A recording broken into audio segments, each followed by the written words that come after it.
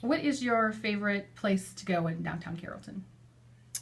Well, the square, I think, is probably my favorite place, just because there's a lot of memories there. And then I think just feeling the transformation. Probably my favorite thing to do, and my family gets annoyed with, is that after we will eat in either Conde Rosso or Babes or wherever we end up going, I tend to go to the fountain and just watch people experience the space. It's feels good to watch that. So, what are you going to miss the most?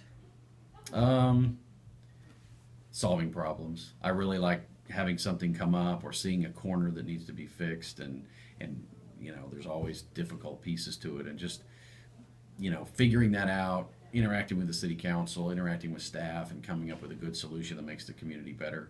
I have a odd love of doing that and solving those problems. Interesting. You said you were a film reviewer, critic, right? Mm-hmm. What is your favorite film of all time? Favorite film of all time, probably Godfather 2 or The Thin Red Line.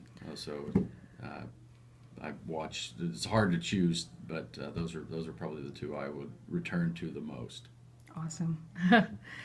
Last question. What's your favorite thing to do with your kids?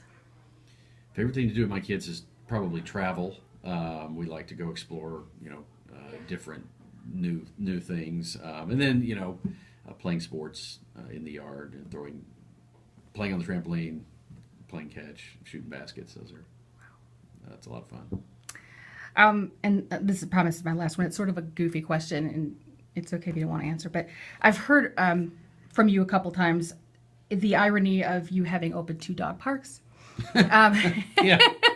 can you can you can you talk about that irony? How does So I'm not a lover of dogs. I think dogs are great. They're just not for me. And so yes, it's very ironic that I would open two dog parks as mayor. But I think it's a good illustration that I try to keep the community's interest in mind and not just my own. But I'm very glad that our furry residents have two dog parks to play in.